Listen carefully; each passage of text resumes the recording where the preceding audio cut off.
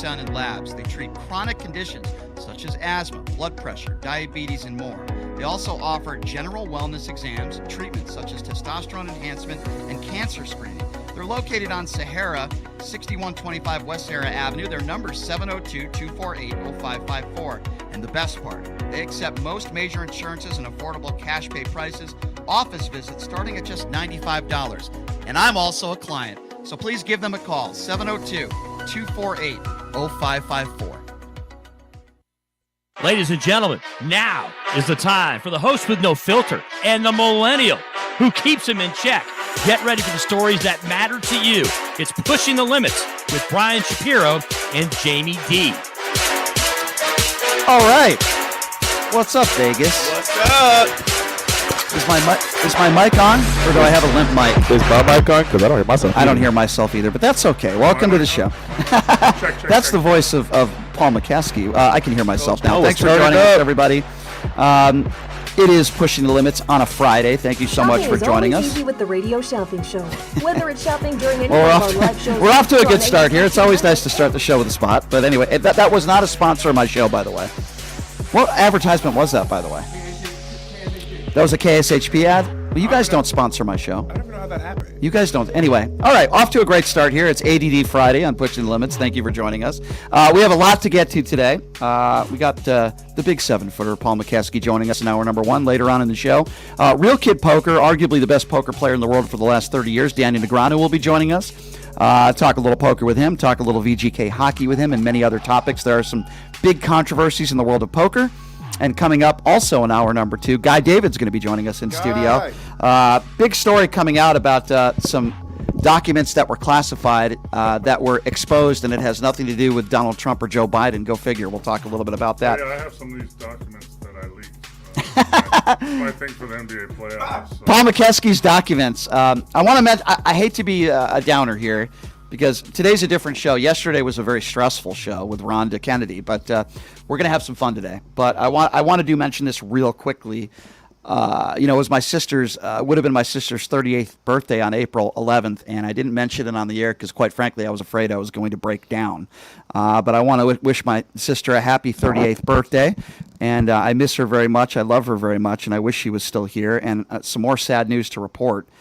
A guy who was a local basketball coach here, and in my 20 years of officiating, Mo, he was one of the most respectful players when I officiated him playing and coaching. He was so great with kids, and I just learned that he was shot in what appears to be a murder in the backyard of a home in West Las Vegas. Lindor Connie Jr. I'm so sad to hear this news because, Mo, as you know, officiating is difficult sometimes, and people will give you a lot of flack, coaches, players. As a coach and a player, he was such a joy to work with. He was so respectful to the officials. He was always treated me great, and I'm just so sad. So my thoughts and prayers go out to his family. I hope they get the SOBs that did this to him. He was found shot and killed. So last night I went to the JUCO here. They have an open run with a lot of players and old coaches and stuff that go. It's guys trying to play at the JUCO level here. And I saw your post, so I showed a lot of those guys that picture, and they all knew him. Yeah. They all knew him. It's really sad. Great guy, Mo. Yeah. Great guy. I remember he would be the assistant on the bench, and he would always be the guy to calm down his coach and come up to me and say, I'm sorry, I'm calming him down for you. He was that guy. Mm-hmm. And I always said, Coach, how's it going? I always had a nice rapport with him, and I didn't always have a great rapport with some of the other coaches in this city. He was great with the kids. He was, as a player, he was a pretty darn good player, too. He was like a big man. He was a big dude, but he was always respectful, man. And when I saw that, it was just so sad. Gun violence, we talk about it all the time, Mo, on this show, and I don't know exactly what happened there, but they found his body in the backyard of a home in West Las Vegas, and they don't know who did it. Yeah, sad. And so my thoughts and prayers go out to his family. Lindor was one of the good ones in this town, and he will be sorely missed. Always tough to make that transition from that to basketball, Mo, but I always appreciate it when you come in. I want to talk about what is, I guess you could call it, a controversial story. I don't think it's very controversial. I just think it makes Zion Williamson look really bad. Once again, for the second time, we see him dunking in the layup line or in practice, and then in the biggest game of the year for his team, in a must-win game, he doesn't play. And I said to myself, Mo's got to have an opinion on this because it really pisses me off. What goes through your mind, Mo, as the NBA veteran that you are and you've coached forever, when you see a guy like Zion dunking in the layup line and he's not playing in the most important game of the year? First of all, the first thing that goes through my mind is why. So let me ask you this: why is he doing that? So if he wanted to see how he felt, whether there's a practice court there, by the way, that's behind closed doors, no one sees it, no cameras. Instead, he does it on the main floor where all the cameras are. Everyone can see him, and everybody can question why. So there's a message being sent by him and his group or whatever, saying, hey, I probably could play, but I'm not going to. It's very confusing to me because I came from an era where you would do whatever you could to get on the floor. And maybe stuff you shouldn't do, like I've done before, is take a shot to get back on the court to play in a playoff game or a very important game. And I've seen many, many players do it, but that era is gone. And but if we used to say, okay, hey, Sidney Moncrief, you're 60%. That's better than 100% of a lot of players, and he would play. Now, guys, well, physically I'm okay, but mentally I'm just not right in tune. Or what are you talking about? You get paid $20 million, $30 million, I don't know what he's being paid, plus all his sponsorship, and you're physically ready. But you need to go out there and help your team, and that's going to set a precedent for what his future looks like and that team. I mean, if you're the owner or general manager, let alone the coach of that team, who I know, you're going, well, what do we want to invest more in him? Do we want to build a team around him? It's availability. He's Red only flag. played in 29 games this season. And Mo, it gets worse. I want to give you more details. This was a player workout, and witnesses say that Williamson was also making hard, explosive moves on the court and was hitting shots with a trainer defending him, and that it didn't appear that his right hamstring, which he injured in January, was bothering him at all. All. He said he made that statement. Physically, I'm okay, but just I'm not there mentally. So What does that mean?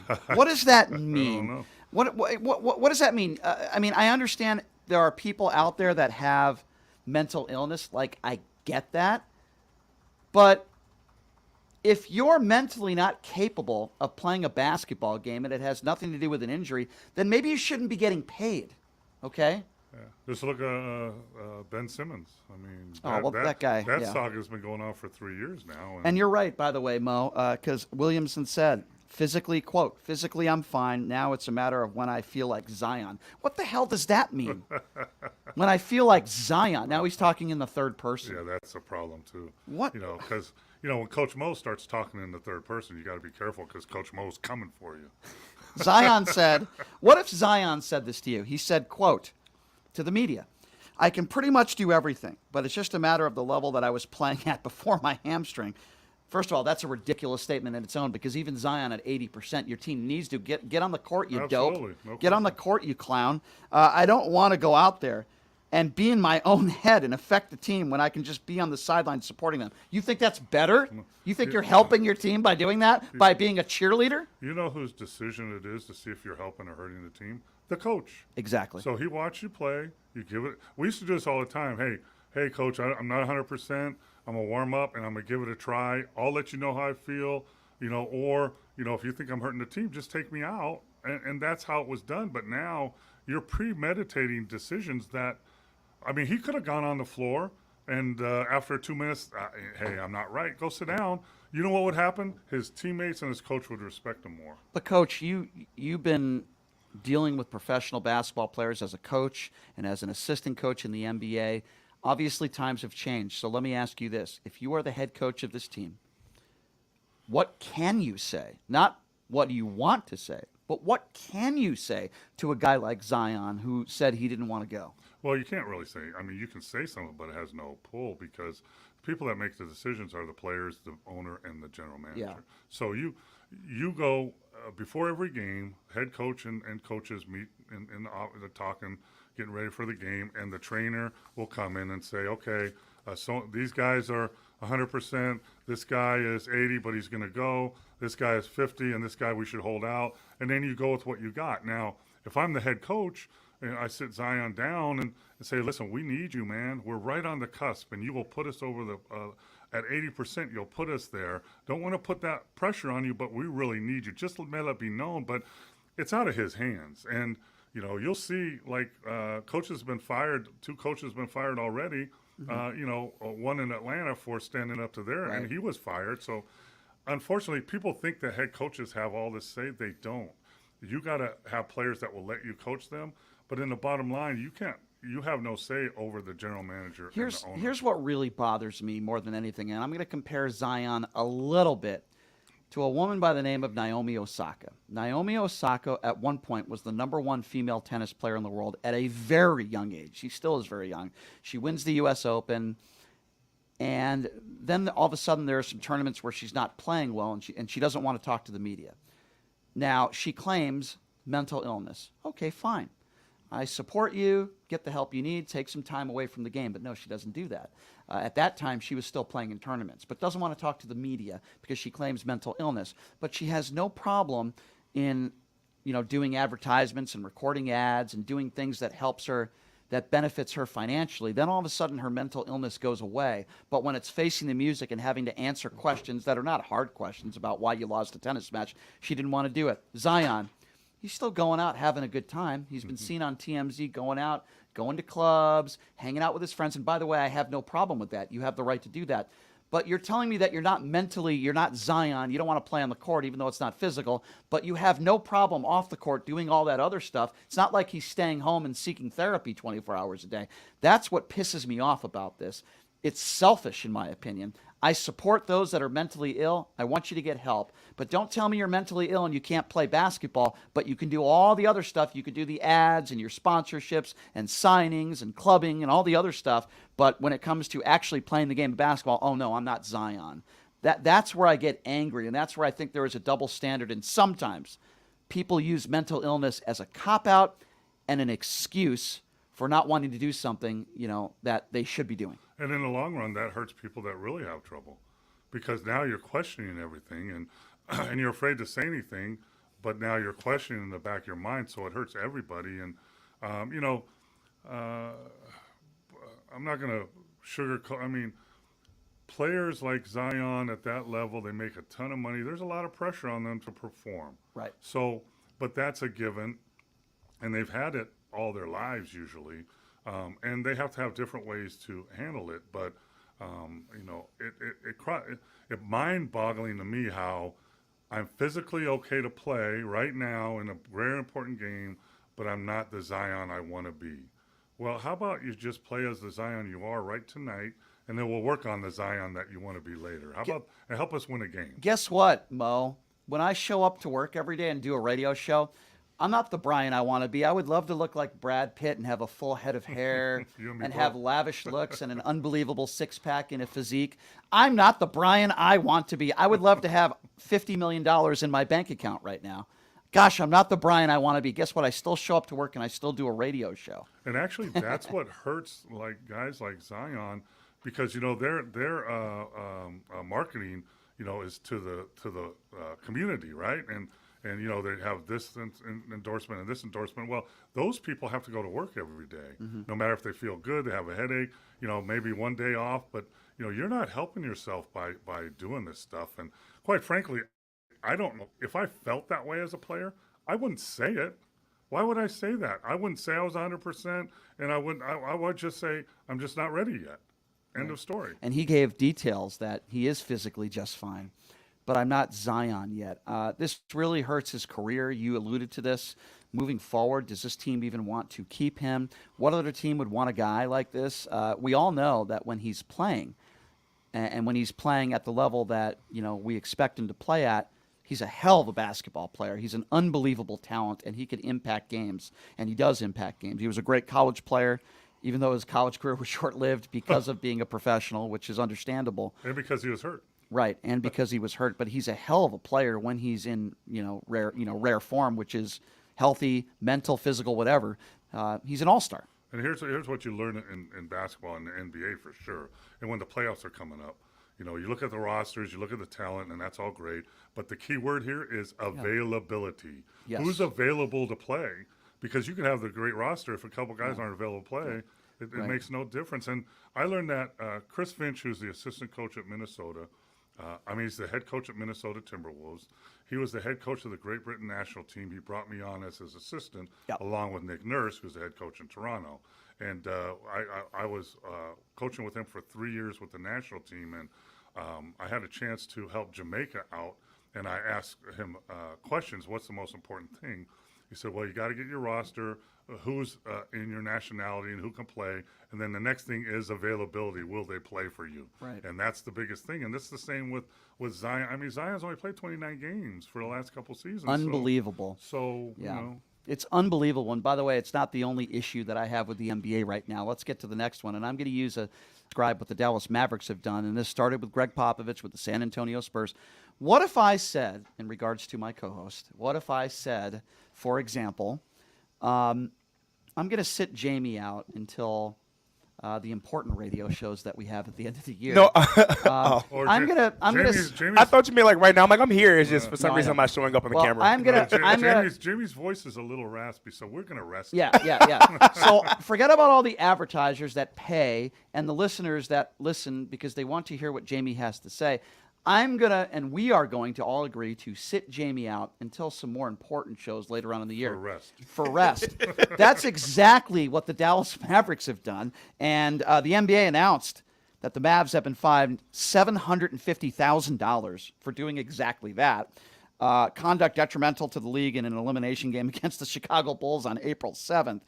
They violated the league's player resting policy and demonstrated through actions and public statements the organization's desire to lose the game in order to improve the chances of keeping its first-round pick in the 2023 NBA draft. Boy, I wish Mark Cuban gave me that information before the game. I might have bet against them. The league did not find that the players who participated in the game were not playing to win, although I'm sure they probably knew what was going on. They almost won that game, by the way. They almost did. Without playing 5 of their guys. But here's a problem. I have a couple problems. Number one, the big problem was it was the last game of the season, and it not only affected the playoffs, but it also affected that pick is someone else's pick. And it was made in the trade for Porzingis. It's a Washington Wizards pick. And if they made the playoffs, they wouldn't get – if the pick was a top 10 pick, they would get it. If it wasn't, they wouldn't. So they lost and they got that pick, which is a pretty good pick. So that's what the whole scenario was. Here's the problem, though. Every team in this league has been resting players all season for rest. So it's so early in the season, you don't know what the impact is yet. But I'm telling you, those games did have impact. So now, because the game has impact and the spotlight is on them, now as a league, you're going to say, oh, we're going to fine you now because you're resting players.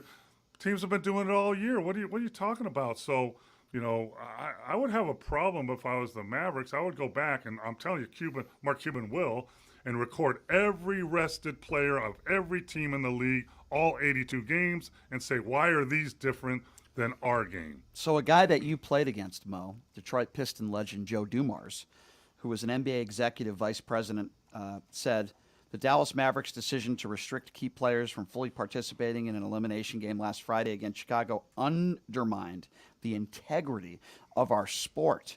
The Mavericks' actions failed our fans and our league. Those are very strong words from who is a Hall of Famer, right? And Joe Dumars. What do you make of that? Well, I think Joe is an old school guy. He's with the bad boys of the Pistons, and he's a really good, respected basketball mind. But at the same time, I guarantee if we go back in the Pistons, I bet they rested players this year too. Just wasn't in this scenario. But not at this level, though, right, Mo? What do you mean? Well, I mean, resting players. Did it happen anywhere near as frequent back then as it does? No. I'm talking about now. Okay. I'm talking about now. I got you. Okay, Yeah, I misinterpreted what you said because this didn't really happen that much back when you played. Okay, I misunderstood. I'm sorry. In the old days, you couldn't do that. Right. So here's what you did. Oh, Brian, your hamstring hurts tonight, so you're not playing. Mm-hmm. Or your back is sore, so you're not playing. Yeah. Both are true, by the way. So, yeah, but when they're not true, then they put you on injured reserve, and you didn't play. Now they wipe that out, so you don't. I mean, if the Mavericks really wanted to do this, and they had half a brain, they would have suited those guys up, started them, played them 2 minutes, sat them on the bench. Why didn't they do that? Because I don't think that was their idea. I mean, if that's what you're going to do, then you should do it. Isn't there a way? I so agree with you on that. You make such a good point. It wouldn't be hard to start the guys and then play them 2 or 3 minutes or maybe even 5 or 6 minutes, sit them out the rest of the game, and they could use an excuse, I wasn't feeling it, I wasn't feeling good or whatever. And then you're not fined. Here's the other question. During the year, you rest players because they don't want to play back-to-back, or they got another game coming, or you're on a road trip. This was the last game of the year. What are you resting your players for? Right. Right. For the summer league? I just really don't like where the NBA is going, and I'm going to be honest with you, Mo, and this is coming from someone, you know how big of a basketball fan I am, and love college basketball. I watched a lot of NBA regular season basketball until recently, the last several years.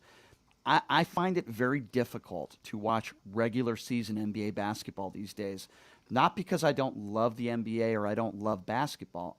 Number one, I don't feel like guys are playing as hard as they could be playing. That's number one. Now, some are. I'm not saying the whole league is like that. And this sort of stuff really pisses me off. The Zion Williamson stuff, the John Morant stuff doesn't help. There are players like that. And then we're dealing with certain teams that are sitting guys. It really pisses me off. And the prices aren't going down. Okay, they keep rising. I enjoy playoff basketball, and I can't wait to watch the games this weekend. It's going to be a lot of fun. Why?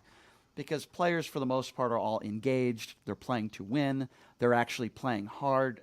Back in the day when you were playing, even when I was like 10, 11, 12 years old, I never said to myself, I don't think they're going to play hard tonight. I don't think they're going to play defense today. I mean, for the most part, you guys played to win, whether it was a regular season game or playoffs. I know there's going to be more intensity in the playoffs. That's obvious. But at the same time, I see some of these regular season NBA games giving up 150 points to the Golden State Warriors. Come on, give me a break. Give me some intensity there. And I'm just speaking from a fan's perspective. It's hard for me to watch regular season NBA basketball. And I would take it another step. I was talking to somebody yesterday, and we were talking about back in the day, and I was in the same draft as Magic Johnson and Larry Bird, and I told them that I believe that they saved the NBA, their talent and their competition, along with the Celtics and Lakers, and their credibility, because back in the 70s, the NBA was playing on tape delay. No games were live, really. Even the finals were on tape delay. People were disgruntled about players partying and not playing hard and all that stuff. And guess what? It seems like we're back there for different reasons, but, where the league is teetering on fans like yourself, frustration, and they do the new collective bargaining agreement, and they put a stipulation in there. You have to play 65 games to be considered for the MVP and all that stuff. And I told you this a month ago or more. I think they're leaning more towards play to pay. So you're going to get paid. Your salary is $40 million, and you're going to get divided by 82. And then if you don't play, you okay with that? I'm getting closer to that idea because of what's happening. The problem is the owners are letting this happen. If you're an owner of a team and you have players that want to rest, or your coach says we should rest, or your trainer says we should rest, you should say, wait a minute, you're my employee, right? And you're okay to play. You should play. That's your job. In what other occupation can you just decide not to show up to work and do your job? Because, I just don't feel like me. Well, it's interesting because we saw you in your cubicle. I'm making the comparison to Zion. We saw you in your cubicle. It looked like you were capable of doing the work. Oh, no, I am. I'm very capable of doing the work. I can give you your TPS report. That's a movie back in the day, Office Space. I can do all the reports you asked me to do. Oh, no, I can do my job. I'm just not me. I'm just not Brian. Oh, okay, no problem. Sit it out. In what other occupation could you do that? And still get a check. And still get a check. It's ridiculous, Mo. It's absurd. Or even coaching. Oh, you know what? I can do the coaching responsibilities. I'm good. I can do it all. But, I just don't feel like Mo, so I'm just not going to show up to work today. Yeah, there might be a timeout where I don't feel like trying to play, so I'm not going to coach right now. This is an embarrassment for Zion. It's not the team's fault. This is an embarrassment for him and his legacy, and I'm surprised it's not getting more attention. It's going to hurt him in the long run, and let's throw in that because he signed a long-term deal, right? Yeah. Like $200 or $300 million. I don't know what it is. Right. And part of that deal is he gets weighed and tested to make sure he's in shape. There's a reason for that. It's because you're out of shape. There's Everybody. a reason. So I'm finally on the camera and my mic is working. glad to be here. He was I thought he you was were, I thought you resting. were rested today. He I was thought we were holding you out. we were sitting him out for a more important show, Mo. Right. Exactly. Yeah, But that's- A show that I'm not on. Right, I do exactly. have a question for you, Mo, because Mo, you know my job here is to hold everybody accountable and fact check. One thing you said in previous conversations. Wait, with it is? I didn't know that. I'm a little worried about Yeah. that. Oh, all right. A comment you made in previous conversations that back in the day there's a lot of different things you can get away with, especially as pertains to like what you tell the players and how you reprimand the players. However, you say nowadays it's kind of hard for you to say certain things because everybody's really sensitive. You can get fined and kicked out and fired for everything you do nowadays. However, do you both not believe that you're being way too hard on these players when you're saying they need to play even though they're injured? I mean, if somebody has a No, but sprain- what we were talking about with Zion Williamson is he's not injured. I know, Yeah, but yeah, I want to take a step back though because again, Yeah. a lot of people are on social media talking about, well, what if they are injured? Like, do you have the same opinions? Of course not. Of course not. Yeah. It You depends. sure? 'Cause I've heard you say before. well, I heard you there's- say there's- before. Go Brian. ahead, Mo. Take that. There's two different things. There's being injured and there's being hurt. Okay. At this point, everyone that's playing in this playoffs they're all hurt. Their shoulder hurts, their ankle hurts, their knee hurts, their head hurts, their nose hurts, their fingers hurt. Okay. There's a difference between that and being injured. When you're injured, you have a torn cartilage in your knee. You shouldn't play, and you're going to damage yourself.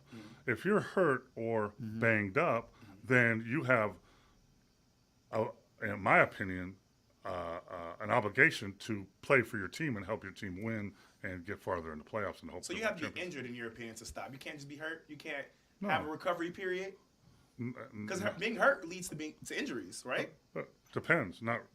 That's a difference. So, I mean, if my fingers hurt, right? It's not injured. It's not broken. Even if it's broken, I can tape it up and I can play. Yeah. And You consider that to be safe. Sure, nothing's gonna happen. Nothing's gonna happen to my finger. That is the. Right? Or if I have a broken nose, I saw a guy in the tournament. I have a broken nose, right? I put a mask on. Now, if I get hit in the nose, it could, hurt. But guess what? If I don't have a broken nose, I get hit in the nose, I'm still going to get hurt. So let me ask you this. You've been in the sports industry for a long time. You've played a lot of great games. But I've talked to you personally. You're saying that, some of the injuries that you dealt with and the hurt situations you've been in are starting to catch up to you in your age. Do you not believe that there should have been times where you should just sat it out even though you could have still played? I wouldn't change a thing. You wouldn't change a thing at all? No. Even though you have the health that you have, you wouldn't change anything knowing that you could have just sat out the game? I mean, I played injured in a playoff series, 2 playoff series against the Bulls in Philly, where I had torn cartilage in my knee. They drained it, shot me up, and it was the playoffs, and we won. Even if we lost, I wouldn't change. That's who I am. And the players in the locker room, my teammates, my coaches, they all knew I was doing that. Now, there's been players I played with that you look at, Brian, what? I know your ankle hurts, but so does mine. Why aren't you playing? Right. So I'm hurting from stuff I played through, but also even just playing, you're gonna your hip and all that stuff. But is there a point in my career where I could have said, you know what, I ain't playing. It's playoffs. I don't care. Would I feel a little better today physically? Yeah. Would I feel better mentally? No, because I think back and say, man, I could have helped my team beat the Celtics. But you can look in the mirror, Mo. But I don't think a lot of players think that anymore. And but is it a bad thing to not want to hurt yourself and deal with those situations later in life? Sure. I mean, Larry Bird stopped playing because his doctor said you can still play, but your back is so. If you continue to play, you're not going to be able to play with your grandkids. So he stopped playing. That's his choice. But it's everybody's choice, and you can't force. There's a lot of people who look down on him for that. Who say, get out there and play, help your team out. No, I don't agree with that. But no one can make an athlete play. No one athletes know their bodies more than anybody. And if an athlete says, "Listen, I'm not playing. I'm injured," no coach, no general manager. Some might hint a little bit, but they can't make you play. It's your final decision. And for it goes trainer, doctor, but the final decision is you. And the part about the way people are coaches, I'll put it this way: when I played, it was a different era, of course. So a coach said, the way I was, run through that wall. Okay, there I go. Now, if you want someone to run through the wall, you got to tell them why. Okay, run through that wall because on the other side, you're going to get another sponsorship or we're going to win a game or whatever. Yeah. That's kind of the difference now. Yeah. And my coaches, and I you need to know. I have 15 players. You need to know your players. Who do I need to pat on the back, and who do I need to kick in the ass? And if I do one for the other, it's not going to work. And I do one for the other. I mean, if you're on top of someone that can't take that, you're going to destroy them, and they're not going to help you. Or if you're on someone that's lazy and they react to getting more aggressive with them, and you can help them, but you need to know the difference. Now that difference is you can't really do that anymore, to that extent. You really have to be cognizant, and the way, there's not many coaches anymore. We're going to meet, Larry Eustace guys that are old school, and I grew up with that, of coaches screaming at you or trying to get your attention. Now, it's more, hey, let me talk to you. And I made that switch halfway through my coaching career, and really I enjoyed that because my voice did too much. And I'm gonna tell you, here's a technique I used to use. I learned it from somebody else. When I'm mad in the huddle, and I call timeout, and I get them in the huddle, and I look them right in the eye, sit down, look them right in the eye, and then I'll start talking like this. Well, hey, and you know what they do? They listen. They start leaning in because they want to hear what I'm saying. Guys, we got to really get, and they start leaning in, and then it registers to them. If I'm going to scream at them, first of all, they'll probably go back like this, and I'm not getting my point across. For the record, though, I have heard McKeskey scream. How was that? Was it scary? That was. It was funny. It was funny. I enjoyed it. Because when we watched the NCAA championship he does both. game, He does both. When you were asking him like, "Hey, tell me how you were coached today," and he was responding, I was like, "Please don't talk to me like that, bro. I'd be scared." I love it. You saw me early in my coaching career too. Yeah, we got to take a break, but I saw Mo when I was 12 years old. He was coaching a team in Connecticut called the Hartford Hellcats. It was a CBA basketball team. And to no fault of his own, the owner was a complete buffoon and got a player that played for the Yukon Huskies, and he had to get rid of a top talent. And anyway, they're having a rough game. They're down like 25 points, and there's two guys sitting next to me and my dad, and they were both wearing paper bags on their head. And Paul was having a rough game, and he wasn't having it, and they were ragging on him the whole game, and he just turned around and used a couple words that I can't say on the radio. And they just sat there with their paper bags, and then a minute later they left. I was like, wow, I love this guy. With what you were saying earlier, you can look in the mirror, Mo, with the ailments that you have with your legs and your knees and your ankles. You can look in the mirror every day and say you gave it everything and more. And I think there's something to that. It's a level of respect from your peers and guys that they know that you gave it everything you had every single day. I will say this, every day when I go to work, both of my middle fingers are always injured because I'm always flipping off MAGAs. And but in the car? Yeah, I'm always flipping off MAGAs. Are they injured or hurt? They're just hurt. They're hurt. They're not injured. But my middle fingers are always injured with these MAGAs. But I still am a champion, and I still show up to work every day. I just wanted to be clear on that. All right, we're going to take a quick break, and when we come back, we have something called the NBA playoffs that are going on right now. The 12-year NBA veteran Paul McKeskey is going to give his picks. I'm going to go through every single one of these series coming up next. So we'll take a quick break. We'll be back right after this. You're listening to Pushing the Limits right here on KSHP. Oh, yeah.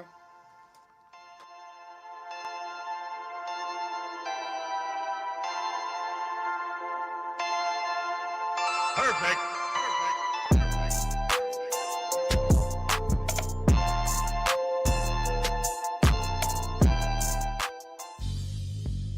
Hey everybody, are you struggling to find a pizza place that reminds you of Brooklyn? That true blue New York style pie? Well, worry no more. Stallone's Italian Eatery Pizza is a knockout.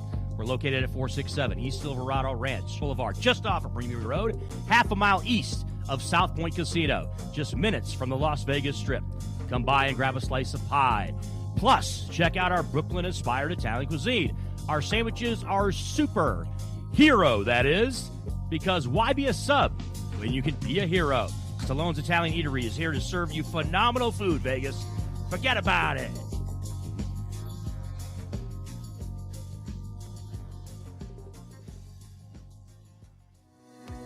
Hey everybody, it's Brian Shapiro from Pushing the Limits. I want to tell you guys about Sahara West Urgent Care and Wellness. They're conveniently located on the southwest corner of Sahara and Jones. They're open Monday through Friday, 9 a.m. to 9 p.m. and Saturday, 9 a.m. to 5 p.m. At Sahara West Urgent Care, they'll take care of all your healthcare needs. They offer routine services such as physicals, STD testing, car accident treatment and work injuries, you name it, they do it. They have on-site x-ray, EKG, ultrasound, and labs. They treat chronic conditions such as asthma, blood pressure, diabetes, and more. They also offer general wellness exams, treatments such as testosterone enhancement and cancer screening. They're located on Sahara, 6125 West Sahara Avenue. Their number is 702-248-0554. And the best part, they accept most major insurances and affordable cash pay prices, office visits starting at just $95. And I'm also a client, so please give them a call, 702-248-0554. Look, it's impossible for the average person to find a great attorney out there. There's so much misinformation. Now, let me introduce you to former Chief Deputy District Attorney Thomas Moskal. He was Las Vegas's top DUI prosecutor for years. He prosecuted the most high-profile DUI cases in Clark County. No one knows more about DUI law in Nevada. Just Google it. If you get charged with DUI, whether it's a misdemeanor or even more importantly, a felony, you need Thomas Moskal representing you. His relationships with the prosecutors and judges and his knowledge of DUI law to work for you. So give him a call now or text him at 702-848-5555. It's your life and liberty that's at stake. Don't wait. Call now. That number again, 702-848-5555. The Klondike Casino is a friendly local spot that features their signature restaurant, the Klondike Grill, serving up fresh food fast. Open for breakfast, lunch, and dinner just off the 95 freeway on Sunset Road in Henderson. You will find the Klondike Casino, featuring all your favorite games from the Strip in the comfort of a neighborhood casino. You can place a bet at their full-service sports book, or start your day with a breakfast plate that comes with your choice of potato and toast. Or check us out for lunch or dinner and try one of our many sandwiches, like the popular beer-battered fish sandwich or the Philly cheesesteak. Check out the full menu at KlondikeSunset.com.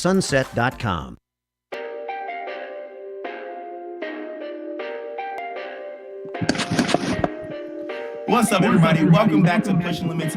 My name is Jamie D. Here's Brian Shapiro. I don't know. We hear some sort of echo. You hear the echo? I don't know. Go ahead. Good. All right, welcome back to Push Start Limits, over. guys. You're live on KSHP and live on all of our social media accounts at PTL Radio Show. That's PTLRADIOSHOW. Don't miss the behind the scenes and come comment with me live on YouTube. Hey, I want to let you guys know about our friends at Sahara West Urgent and Primary Care. Listen, y'all, I may have a tickle here and I need to treat myself by going into their center, guys. They have walk-ins, welcome, no appointments. You have been itching your crotch a lot today. I have not been itching my crotch. Hey. Don't you dare. I was talking about Mo. Don't you I dare. was talking about Mo. No, you weren't. No, you My weren't. throat's been itchy because of allergies, so I need to pay them a visit for real. I'm telling you, everybody, they have work and sports physicals, wellness exams, STD treatments, pre-op clearance, car accidents, work injuries, TB tests, and more.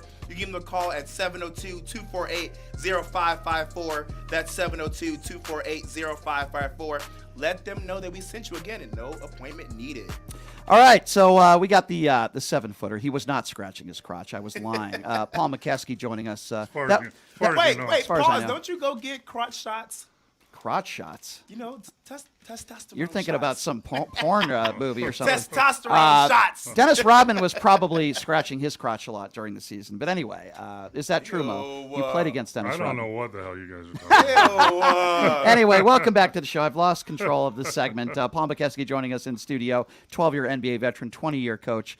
Mo, we have something called the NBA playoffs. Before we get to the series and what's going on this weekend, what'd you make of the Lakers and the buzzer beater by Mr. Schroeder that got it done?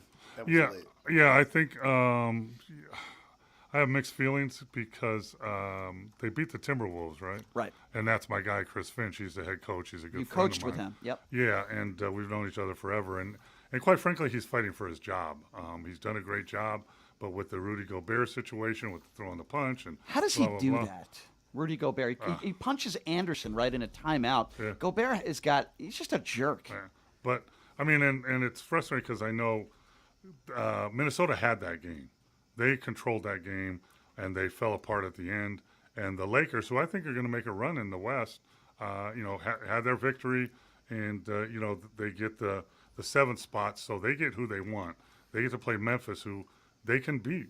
And then they're going to play the winners of SAC Golden State, which is a decent route to get to the finals, which could be the Suns or Denver. So the Lakers, they made trade right at the deadline. They got better role players. Anthony Davis is healthy. LeBron is playing up to his par, and they have guys that can step up now. So it's going to be interesting. There's a lot of interesting series.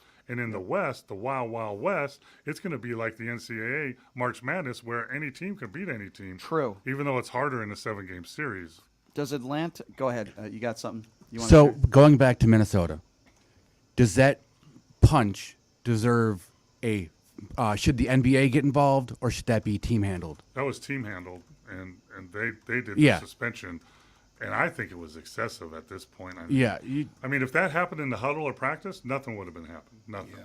Because it didn't connect, number one. It wasn't like, what's his name in Golden State Punch and Pool Yeah. that actually connected and was dangerous. Yeah. And in a practice, a locker room, on an airplane, that wouldn't have been a suspension. And there could be, now I hear that Gobert is hurting, something's hurting, and he might not play again.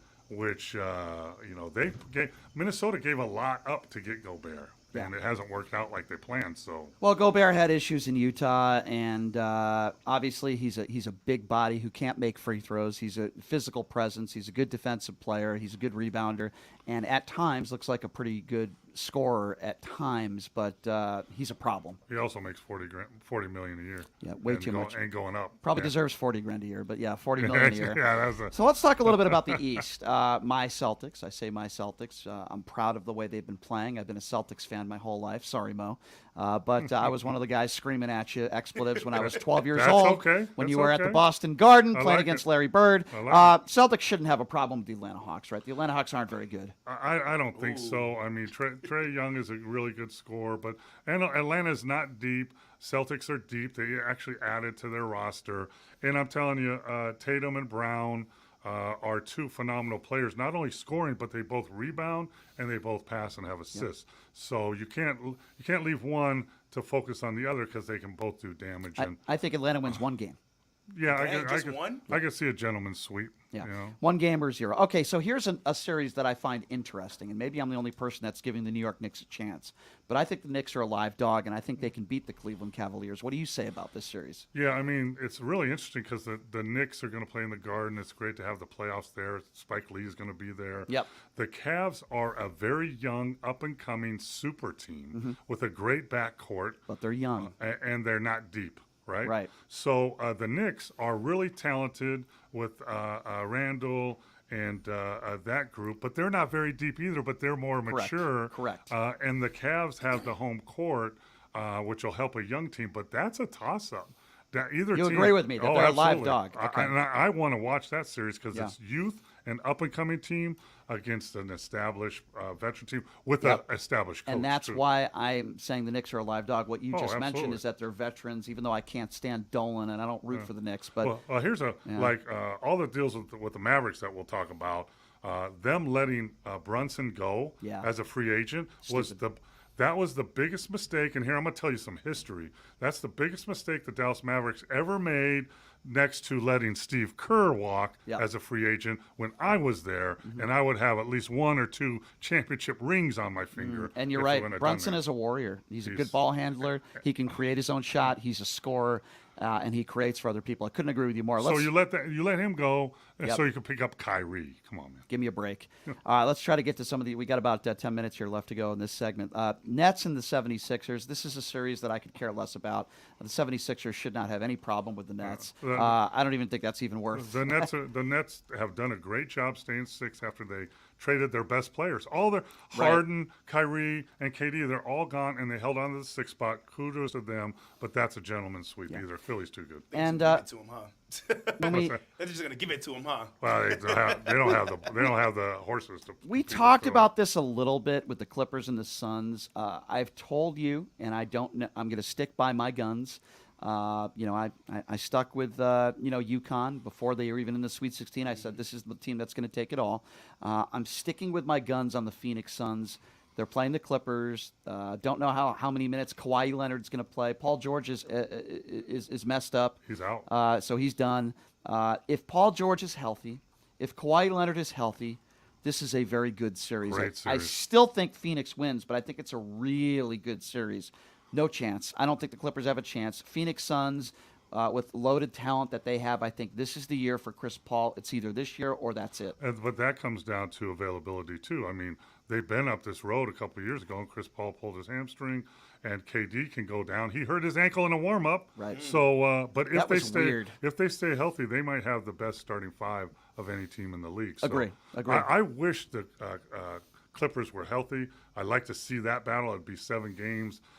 But the Clippers are an enigma. Why are they in the 5th spot with that roster? Yeah. And I guess it becomes availability. Availability. Yeah. So we talked about the Knicks series, and I think that's a series I could easily see going 7 games. Another series that I absolutely could see going 7 is the Lakers and the Grizzlies. I could see this going 7. I wouldn't bet against the Lakers here. They're the Lakers. They have arguably the best player in the league, of course, still LeBron James. Anthony Davis, right, healthy. As long as the Lakers are healthy, and I love the roster additions that they've made in the last several months, this is a very intriguing series. I'll give you one name of one player that dictates this whole series that nobody thinks about. Who's that? Steven Adams. Oh, he's Steven a beast. Adams He's a is their beast. 7-foot Aquaman center that is Aquaman. physical. He looks just like Aquaman. He really does, though. Yeah, He and really does. He's a beast. And he holds down, and he gives that Memphis team toughness and physicality, and he's out. He hurt his knee, so that gives the edge to the Lakers. If he was in, Aquaman was playing, I would take Memphis. Is he out for the whole series? Yes.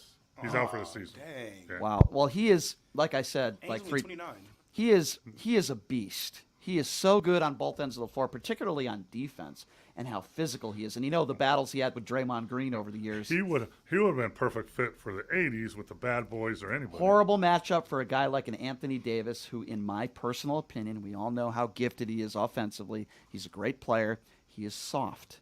And when you mention Adams, he is the opposite of that. Bad matchup for Anthony Davis. So I agree with you. I do think the Lakers win. I really do. I think they get out of this first round. If I don't really call the playing game the first round, they get out of the first round here. I think they win. I agree with you. I look at the playoffs as a whole, and I look at the Warriors, and they're always the Golden State Warriors, right? They're always going to be a team that's going to be one of the favorites to win the NBA championship.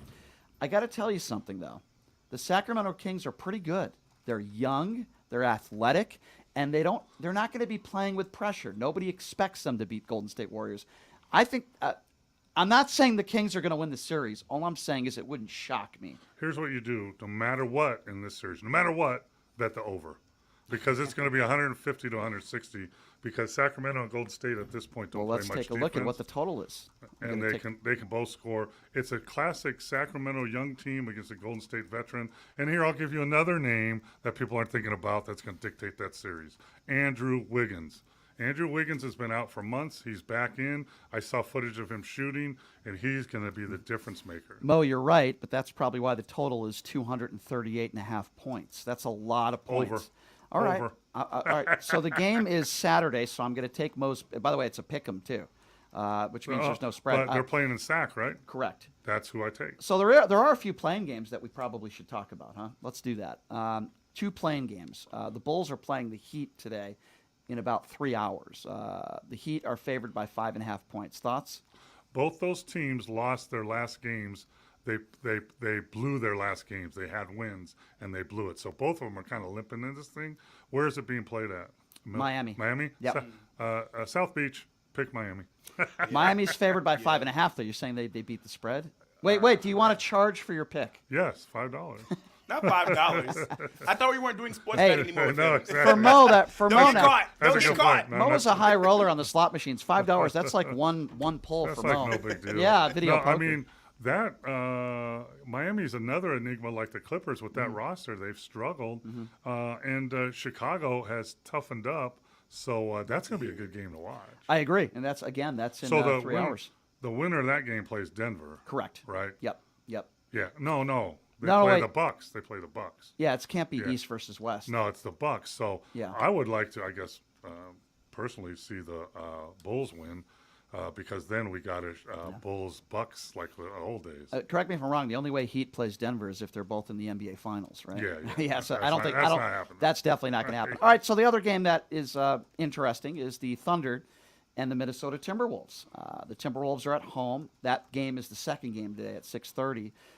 What are your thoughts on this game? We all know what the Lakers did against Minnesota. What are your thoughts on this game? And I kind of sense that Minnesota is going to get it done.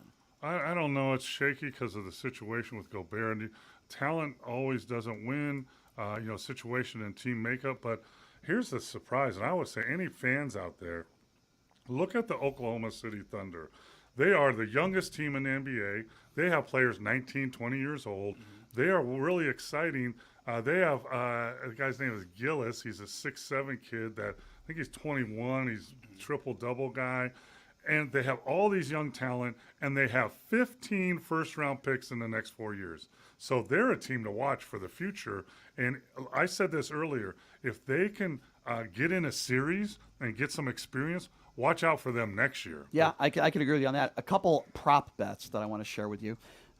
William Hill has which conference will win the NBA championship, the Eastern Conference or the Western Conference? The Western Conference is the dog at plus 120, Eastern Conference minus 140. What do you think? Is that about right? I think it's the Bucks, Boston, or long shot Philly. I don't think Denver. Suns, if they're healthy, maybe. That's about it. Golden State, maybe. But I think Bucks with the Bucks and the Celtics, your Celtics, Yep. and even Philly, you got the advantage on that. So this might surprise you a little bit. I do have some good news for you. You're a former Buck, and I know you root for the Bucks. They are officially the odds-on favorite to win the NBA championship at plus 275, meaning almost 3-1. Right behind them, my Celtics. When I say my Celtics, I don't own a portion of the team. I wish sure? I did. You might. I wish I did. I'll have to talk to them about You that. can, right? Yeah. You can buy stock. Just don't date anybody that works within the organization. Plus 325. So the Celtics are the second favorite. Believe it or not, the Suns are third. The Warriors are fourth, even ahead of the 76ers. The 76ers are plus 950. You could get a really good price on the 76ers. Harden is leading the league in assists this year. Embiid is MVP. They got a deep team. Maxi's a great player. They could pull it off. But my dream finals, let's write this down, is the Milwaukee Bucks against the Golden State Warriors. If that happens, you and me are going to the Golden State. We're going to go to a game. We get tickets from Steve Kerr. And I might have to hold you to that. Sure. I'll pay for the airline. How about that? We're going. I love it. Or a limo from here to there because I don't like to fly. So. What do you think of Oracle, man, around that area? It's not a great area.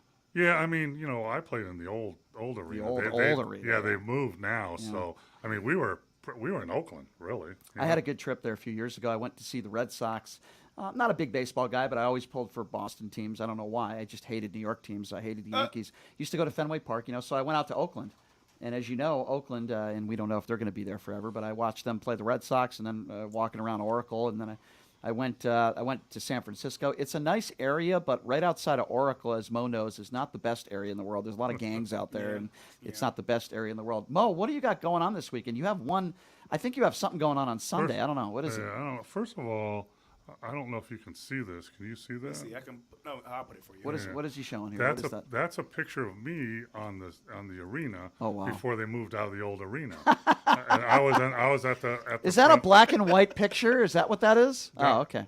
Yeah. So that. Wow, in front of Oracle. I had to make sure to get rid of the bottom part of your pictures. I don't know what else is in your album. Oh, yeah. Not just turn into OnlyFans, Coach Mo. Nothing you have to worry about. My favorite picture of Mo that I show everybody is when you're posting up against Larry Bird and you look like you're about 8 feet taller than him. Where was that picture taken? Mo, how much hair did you have back then? A lot. I had a fro, man.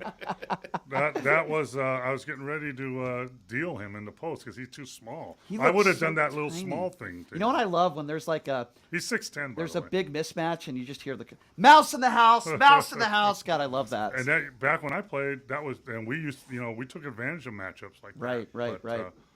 Yeah, I think I'm going to watch some NBA games, and I think there's somebody's birthday party somewhere. Yeah. I don't know who's- Do you know whose birthday party it is? I don't know. I was told there Brian was some guy. Slipbach. Brian Slipbach. I was told there was another Oh, Brian. that's right. There's a lot of Yeah, I Brians like that in guy. Vegas, but there's another Brian here. I like that Birthday's guy. on Sunday. I was I told am- to DJ their party this Sunday. Yeah, Jamie's going to be the official The host and DJ. I will also. That's why he's resting, so he can prepare. Resting for my himself. I am right? resting. I have a few dates this weekend, so I'm not really resting that much. If you're not there, Yeah. actually take a step back, y'all. It is Brian's birthday this Sunday. That's We're right, it turning is. it up for him. And my the thank you. Brian Shapiro. My thank you to Al, our good friend Al at Arizona Charlie's. They're giving me the executive suite. Executive Wait suite. wait till you guys see this place. With It's bigger. food. It's bigger than a lot of homes. It's crazy. Did they change the TVs and put some good ones in there? We might have a small TV, which will be very disappointing. That's no I'll- problem. We're watching NBA. Y'all are not man. supposed to say we anything are watching. negative. We're definitely going to watch the Phoenix Al, game. Yeah, get well, some I'll bring TV my up there. projector just we in need case.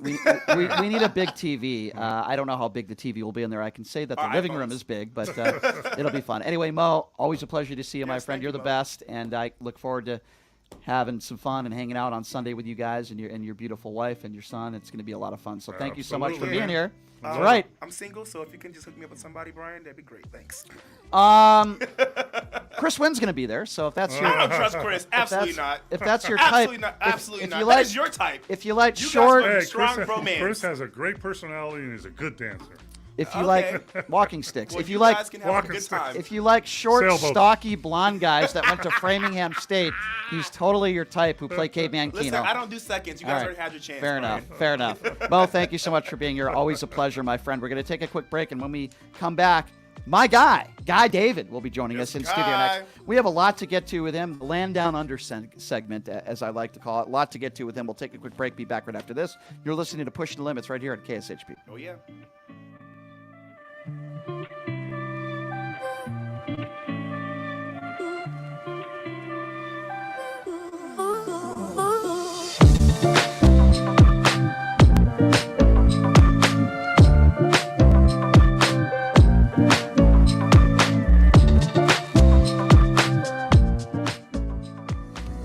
Hey everybody, it's Brian Shapiro from Pushing the Limits. I want to tell you guys about Sahara West Urgent Care and Wellness. They're conveniently located on the southwest corner of Sahara and Jones.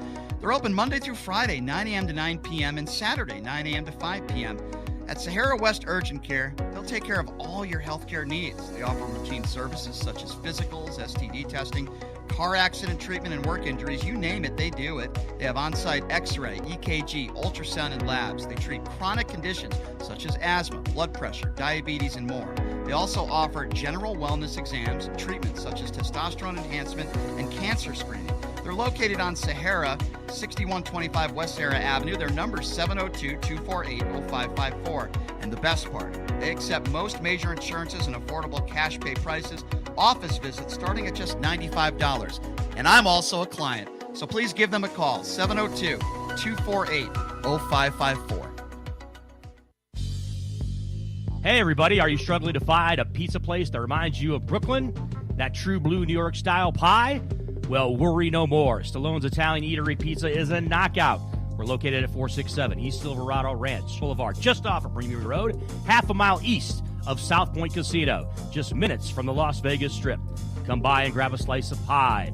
Plus, check out our Brooklyn-inspired Italian cuisine. Our sandwiches are super. Hero, that is. Because why be a sub when you can be a hero? Stallone's Italian Eatery is here to serve you phenomenal food, Vegas. Forget about it.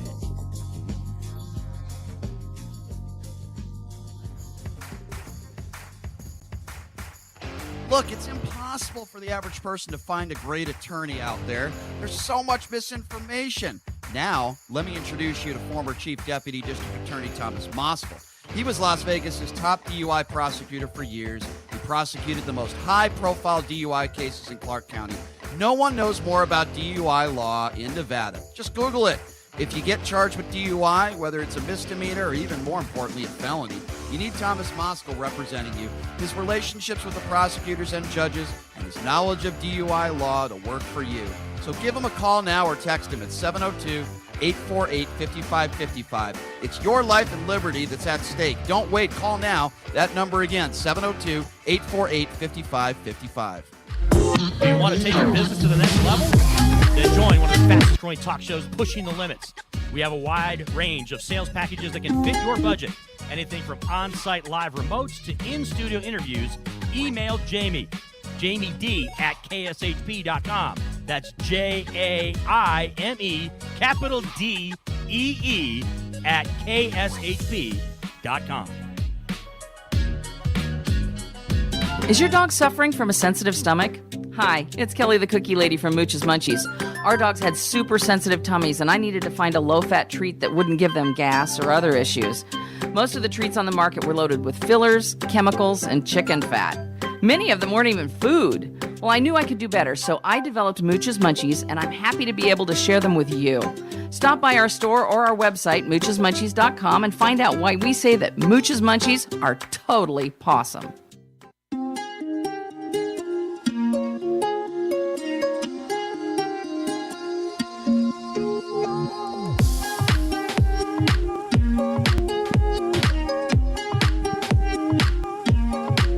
What's up, everybody?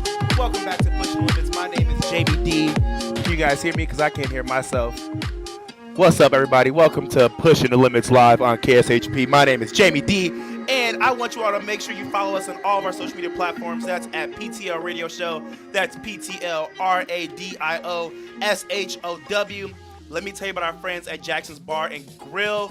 Y'all, I have an absolute blast every time I go. You want to know why? Because every single day there's something new. On Mondays, it's called the Hot Seat. There's winners drawn at the following times: 1 to 3 a.m., 1 to 3 p.m., 5 to 7 a.m., 5 to 7 p.m., just so many different times. You can receive a $25 gift card and free play, not gift card, but $25 in free play. And you also can come later in the day and win $100 in free play.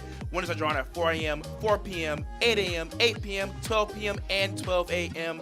And even on Wednesdays, they have 3 times the points if you come in and play. Hey, go to Jackson's Bar and Grill. You're going to have a great time. That's right. I promise. That's right. We love going to Jackson's, and the owner of Jackson's, Brian Slopok, we're having a dual birthday party. It's his the birthday. Brian's B-Day. Yeah, so that's going to be a lot of fun. All right, so it is Friday, and that means it is time for our Land Down Under segment, as I like to call it, with Guy David. Guy, you're looking very bright today, very lavish looking and bright. Yeah, my bright pink shirt. Friday. Real men wear pink, right? That's right. Yes. I woke up a little late this morning, and you know when you have to find something to wear really quick, but then Yes. you realize you Yes. haven't done washing, and this is all you can Trust find. me, that's every day for me. I'm still a 12-year-old, basically. Yeah, well, I'm probably about 10. Who washes your clothes? You or so- your wife? I wash them half the time. We split Yeah. time. Okay. So, Guy, I want to start with this story. This man that's been arrested by the FBI in connection with a massive Yeah. U.S. classified documents leak. It's amazing. We're talking about classified documents that doesn't have anything to do with the current or former president. But this guy apparently has leaked some pretty classified documents, charged in Boston today with unauthorized retention and transmission of national defense information. Joe Biden did speak about this today and did say he was troubled by it, of course. This guy's only 21 years old, which is wild.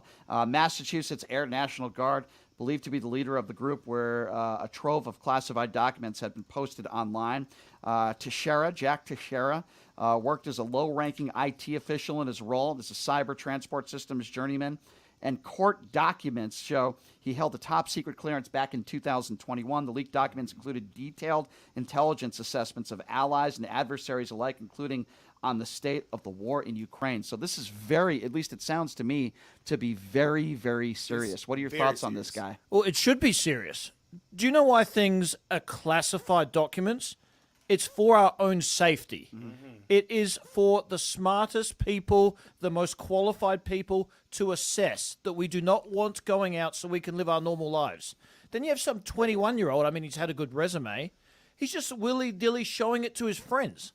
Like, what is he doing? Yeah. It is actually, people don't understand this. They think we're entitled to know everything. Right. It's for our personal safety that this information does not get out. So he absolutely should be arrested for this. Mm-hmm. This is very serious, and I wonder in these classified documents we might never find out, but if it's a risk to the United States of America and to Ukraine and the war in Ukraine, we'll probably never know the exact answer to that. But this guy's going to face jail time, right? There's no question. Absolutely, and I think he should, because people's lives are in danger. Mm-hmm. I remember hearing interviews and watching documentaries. Some of this stuff gets leaked. It can literally jeopardize people's lives. Now, there were a few things that were told about these classified documents. Like there were briefing slides mapping out the Ukraine military positions. There was international support for Ukraine and other sensitive topics that were actually leaked. So there's a few things we do know that were in these reports that can be very detrimental to this war that we're in. So yeah, it's pretty bad. It's completely ridiculous. And like, what is Marjorie Taylor Greene and stuff like that doing? She supports him. Like what? Like her tweets are so idiotic. I actually found my palms sweaty yesterday while I'm clenching my fists. Marjorie she has Taylor, no idea what's going on. Marjorie Taylor, she doesn't. And to answer your question, Marjorie Taylor Greene is also the same person that defends the insurrectionists on January 6th.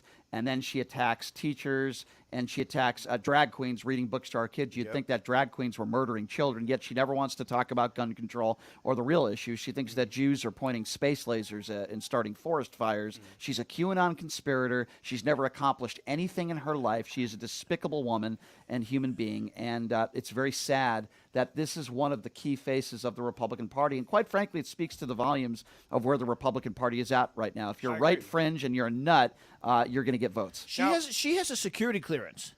Like that is unbelievable to me. What happened to when everything has to be right or left? Like if a gunman kills someone, he's a murderer.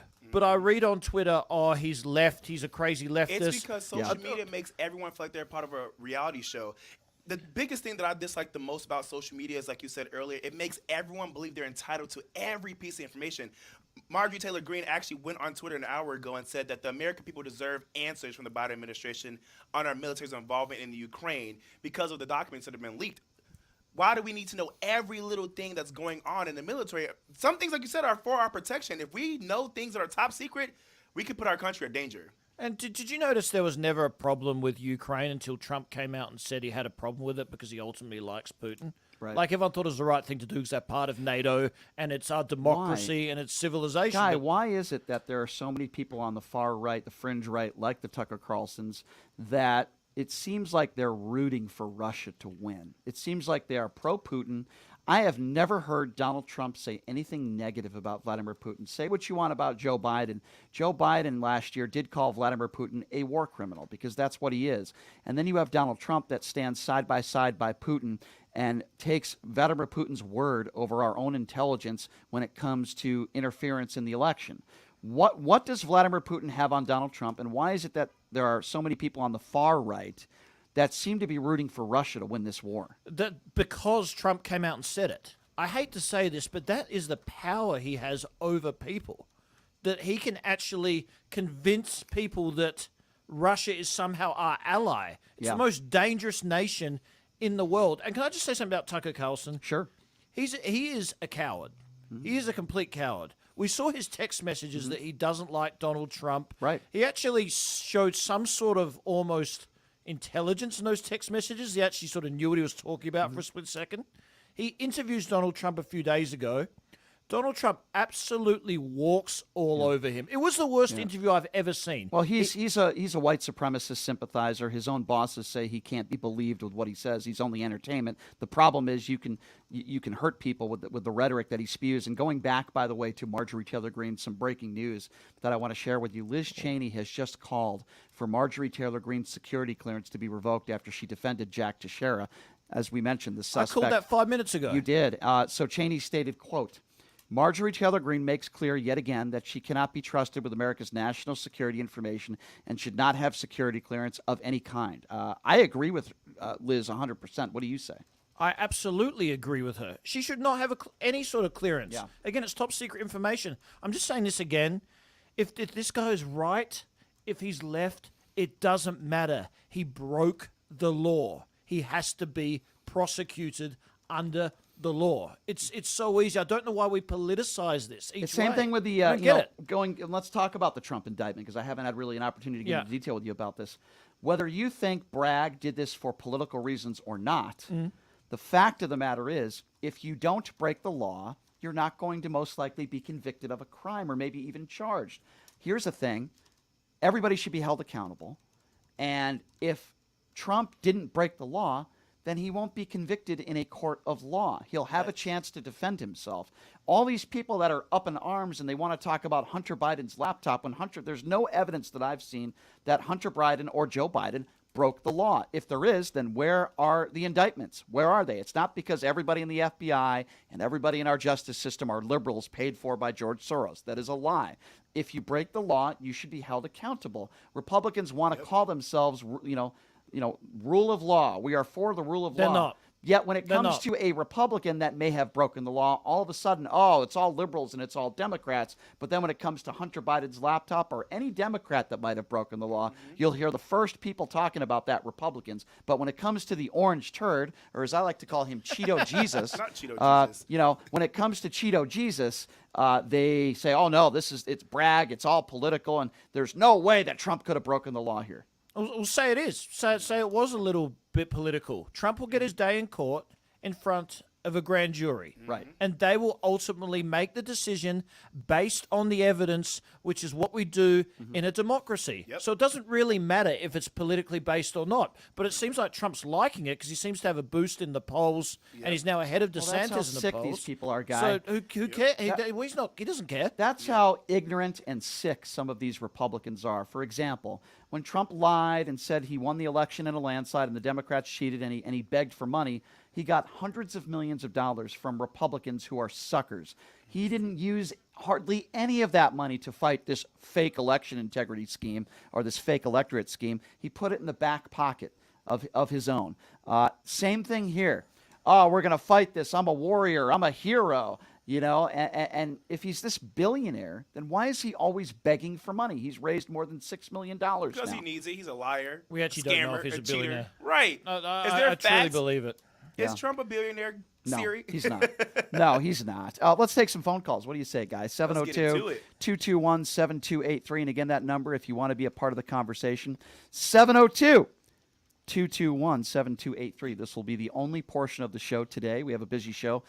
Coming up next, Real Kid Poker. Daniel Negreanu is going to be joining us, but we'll take some phone calls now. 702-221-7283. Let's go to Edward. Why don't we do Edward first? Hi, Edward. What's up, Thanks for Edward? calling into the show.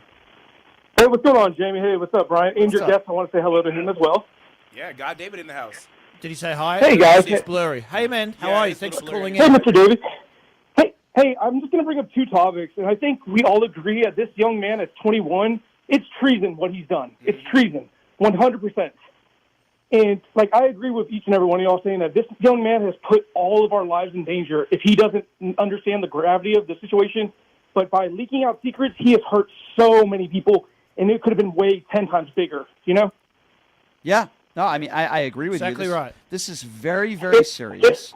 He just messed up his life. He's I only don't- 21 years old. I don't have a problem with using this person as an example. This cannot be tolerated. It puts a lot of people's lives at risk, I am sure. And there are some people on right-wing echo chamber radio today. They're saying, I think they use this guy as a fall guy, as a scapegoat, without knowing any of the evidence. What we know is that he has been charged, he has been arrested, and we hope he's held to account. And he was obviously. And another... You go ahead. Yeah. No, I'm sorry. I apologize. He was obviously an impressive guy at one stage, and it's very hard to get these clearances. So he passed all the appropriate screenings and tests, but now he's just sort of showing it off to friends and posting it on sites. He was putting on Discord. It's so egregious. I don't think people quite understand. It really is. Yep. And when I think of him, I think of, the Rosenbergs, were both electrocuted in the electric chair in New York for treason as well. Do you remember that one?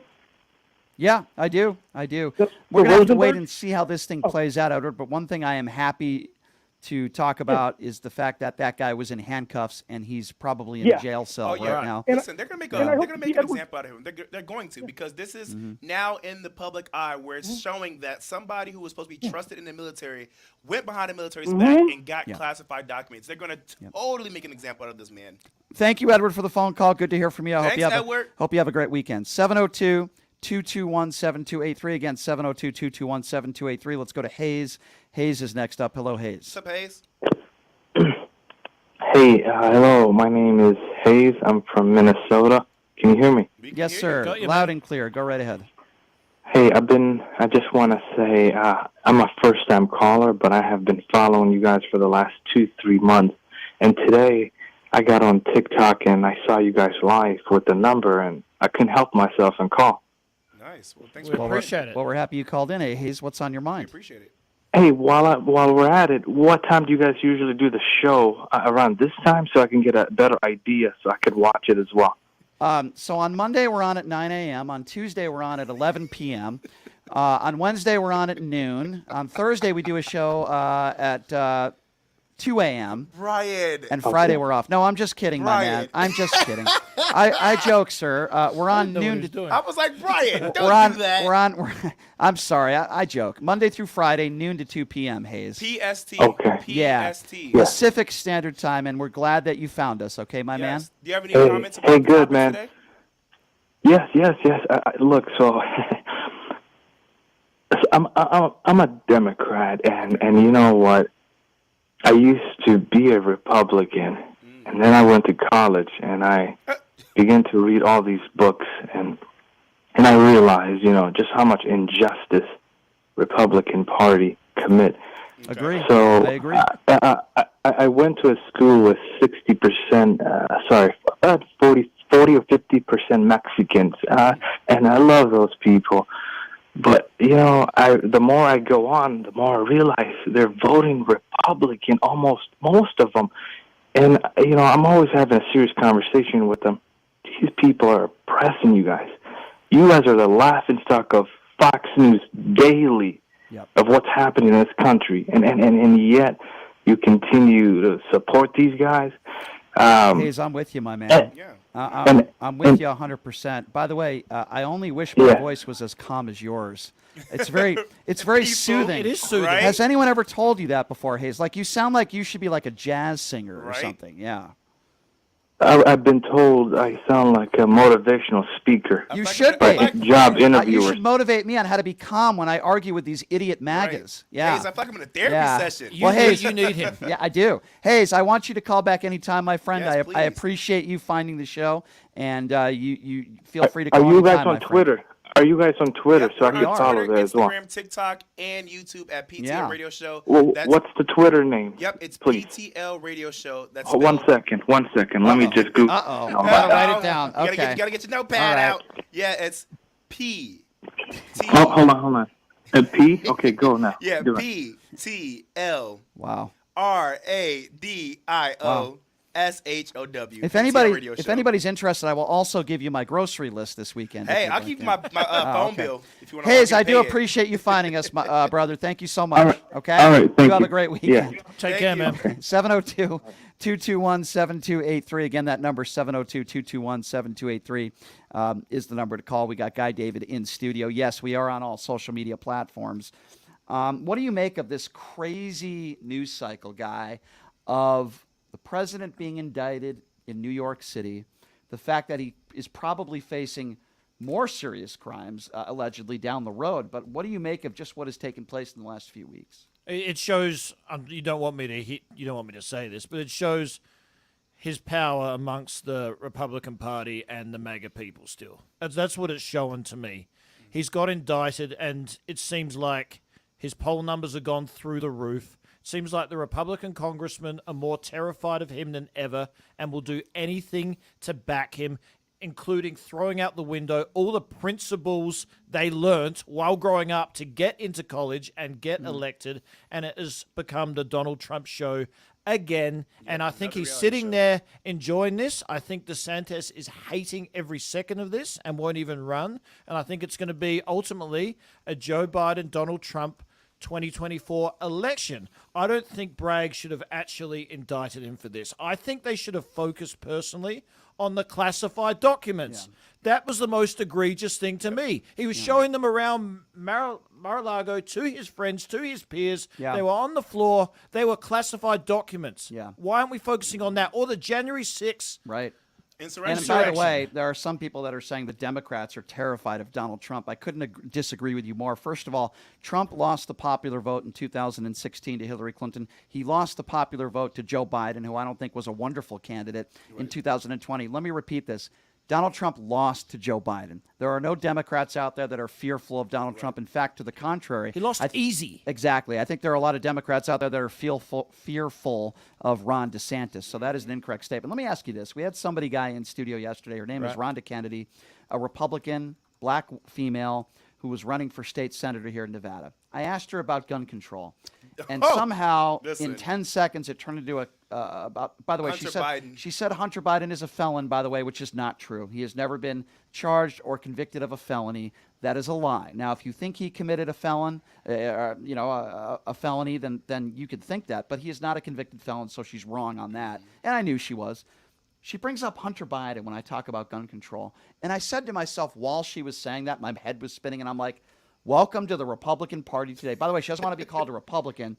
She wants to be called a mother, which I don't understand. You can be a mother and a Republican at the same time. On top of that, she kept saying stop calling her a Republican, but then Yeah. at one point she was like, and you just got schooled by a Republican. Yeah. Pick a Listen, side. she was all over the place. But anyway, it speaks to me where the Republican Party is at right now when it comes to gun control. Let's talk about the shiny object in the room, the trans shooter. Let's talk about everything else but what we can do to prevent these actual mass shootings from happening. What are your thoughts? They've got nothing left, so they deflect. It's classic deflection, and some people, I don't think many, are still buying it. Because I go on Twitter, I read everything from these politicians. Some saying we need more God in school, more church people. It's everything. The bottom line is, I just ask someone this. Why does someone, a civilian, need an AR-15? At all. They don't. Unless What is you're- the purpose of it? some Don't will- deflect me. Yeah. Don't go here, there. Well, Guy, I'll Answer tell that you. question. I've had phone calls this week. People are mentally ill. They think, well, we need it for the militia to fight against the government. Are you sick? What is wrong with you? I mean, the AR-15 style weapons, or any assault weapon for that matter, were built for one reason and one reason only: not to defend yourself, to kill as many people as possible in a short period of time. fast. But you know what? Ted Cruz will say we need to harden our schools, and even though we don't trust our teachers because they're indoctrinating our kids, let's give them AR-15s. It's the dumbest thing I've ever heard in my life. They'll actually think a solution is locking doors in schools when someone has an AR-15 in their hand and they want to kill innocent kids. Some of these Republicans are just ridiculous. He doesn't care about human life. He cares about his pockets Yep, his and own his personal career. gain. That's all Agree. he cares. I'm going to tell you something in Australia. When I went back to Australia in November, and I'm more American now than I am Australian, I've lived here the last 18 years, someone looked me in the eye and actually said this. They're like, so many people in America die from gun violence, and there is so many mass shootings, can you actually walk down the street anymore? And I know that was hyperbole and a huge exaggeration, but he actually looked me in the eye and said that, and he's like, Probably that's believed it, what too. the rest of the world is thinking. Yep. Right. Have we actually lost respect for human life? Children's I think life. we're a joke. I mean, if you look at also what's happening in the schools right now, teachers are literally having whiteboards that turn into a gun shelter, and people are praising it. That's not something to praise. I'm going to say this right now. This should has not be happened happy in about that. so many countries. They have banned assault weapons or banned guns. And I'm not asking that, just assault weapons. It works because these people can't get their hands on them. You're It right. works. There's nothing else. You're right. And Guy, to answer your question, with some Republicans, not all, they care more about an A+ rating from the NRA than actually saving lives. It's so selfish. They don't care about lives. They selfish. care more about an A+ rating. They Guy, don't care what happens to them. and it's not getting any better. It's only getting worse. I've had to report on a number of mass shootings this week, including the bank shooting in Louisville, Kentucky, where somebody legally bought again an AR-15 type weapon. It's not getting any better. He was left and he uses pronouns. Yeah, Well, yeah. Who what? cares? Who Who cares? What's that got to do with anything? Exactly. What? Exactly. I don't get it. And the fact that Republicans want to continue to talk about how the shooter in Tennessee was trans had absolutely nothing to do with the shooting. This was somebody who was seeking mental health and should not have been allowed to legally purchase a gun. Exactly. It People are is. dying. It's terrible. Guy, I appreciate you coming on Thank you, as Guy. always. I like the shirt, my friend. And I better see you at my birthday party on Sunday. Wouldn't miss it for the world. All right. Guy, David, you are the best. Look forward to catching up with you this weekend, and we'll see you soon, my friend. Thanks, Thank guys. you so Love much for your being show. here. All right, we're gonna Pleasure having take a quick break, and when we come back, he is the biggest, or arguably the biggest name in poker, and he has been for decades. It's been a little while since I caught up with my friend, Real Kid Poker, Danny Negreanu. There are some poker controversies to get to with him that I want to talk about. And we're also going to get into VGK hockey. The playoff picture is here, ladies and gentlemen. And we know that Daniel is a big hockey fan and a very knowledgeable fan. So a lot to get to with Danny Negreanu. We'll take a quick break. We'll be back right after this with Daniel. You're listening to Pushing the Limits right here on KSHP.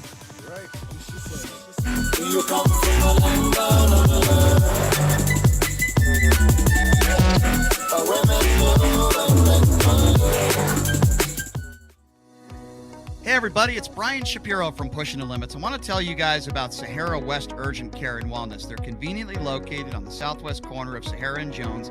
They're open Monday through Friday, 9 a.m. to 9 p.m., and Saturday, 9 a.m. to 5 p.m.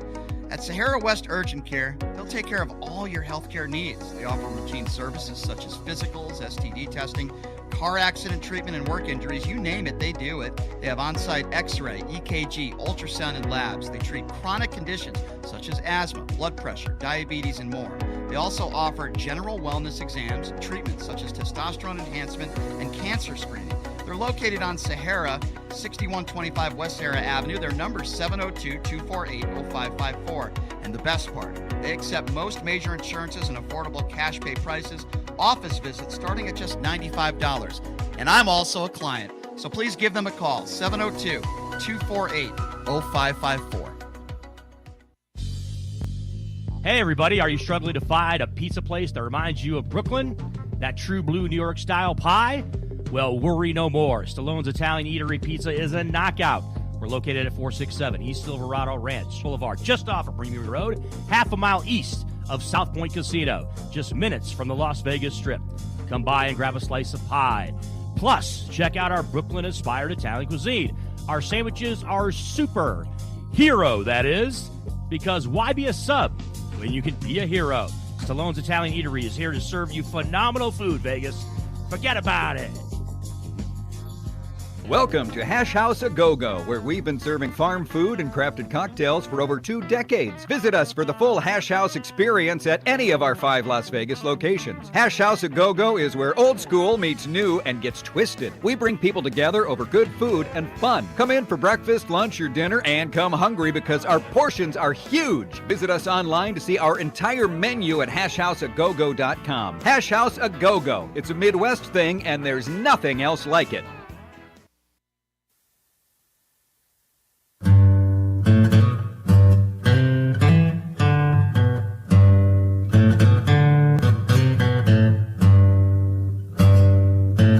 All right, welcome back. It is Pushing the Limits on a Friday. Thank you so much for joining us. It's incredible. The World Series of Poker is like right around the corner.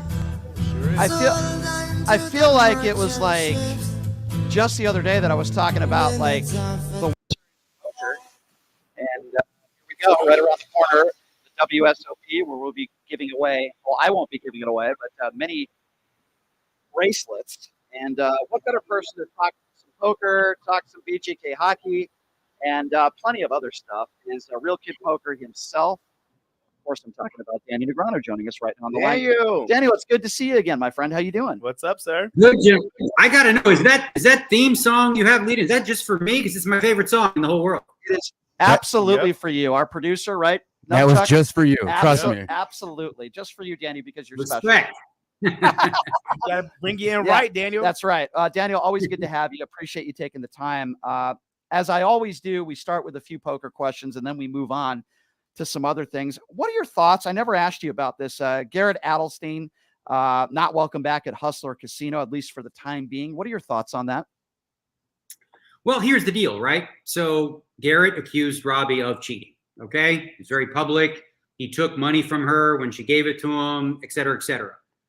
Several months have gone by. She's won awards at the Poker Awards show. She's been pretty much accepted in the poker community. And Garrett has failed to do one thing: show us any proof, right?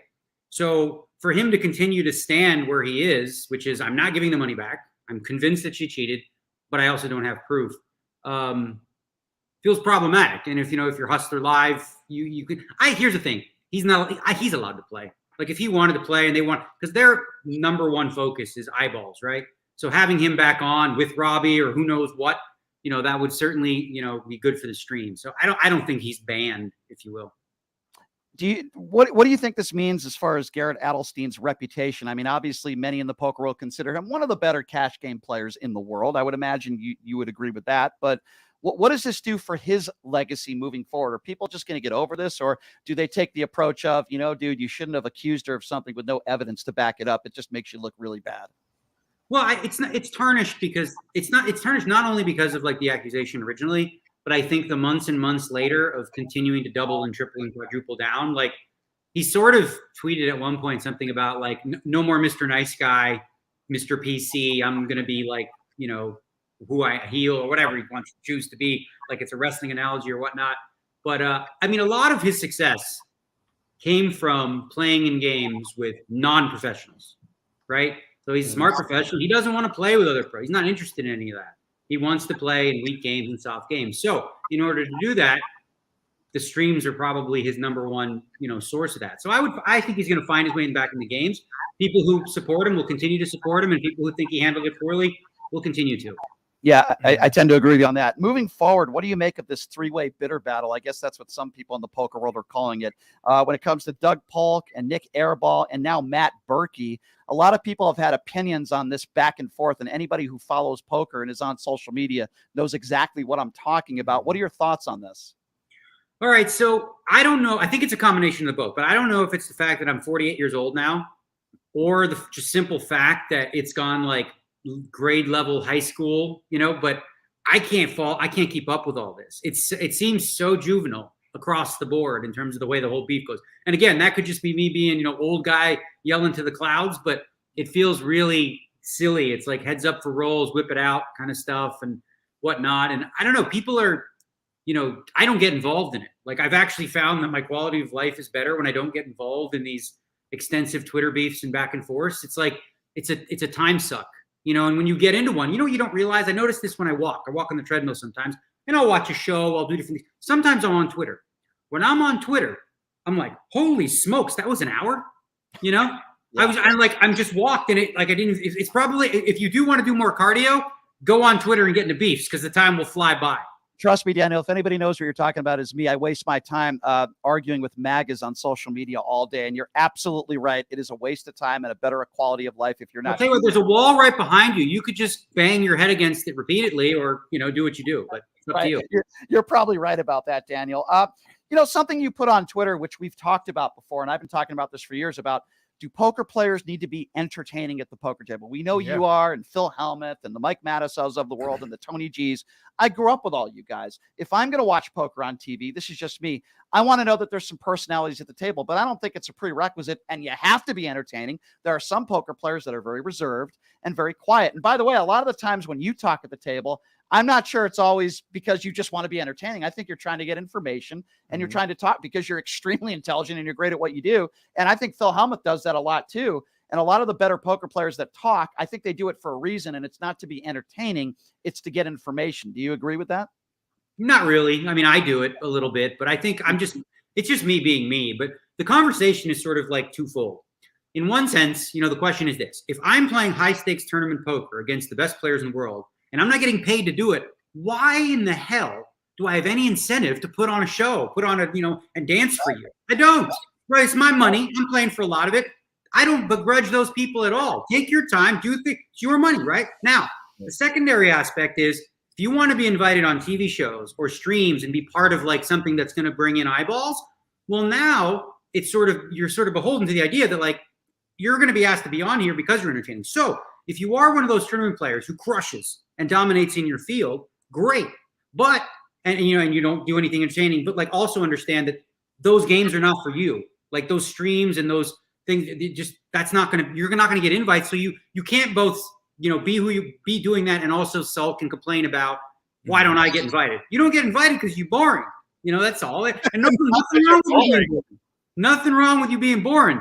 But ain't nobody got time for that. No, that makes sense. But I would imagine, though, I know this is who you are, Daniel. You're a friendly guy, whether it be with your fans or people at the table. That's just who you are. And I think everybody would appreciate that. But I would imagine there are other times at the table where you're talking to somebody, even if you're not in a hand, to get information. I mean, there are times in your career where you do that as well, right? Oh, of course. There's no question. I do it and some others do it. But for me, it's just me being myself, and a byproduct of that is I gain information. I'm not like calculated in the way where I'm really scheming and conniving and like, oh, I'm going to get this guy. I'm just being me. And part of that gets people a little looser, more comfortable. And then, they share more. And as a result of that, I gain information. I see other guys who just go straight for it. Like they want to know your hand and they'll try all these tricks to get you to tell them what they have. I would imagine there are not many times in your poker career where you gave up information from talking. I will bring up one hand, and I'm pretty sure you remember this one.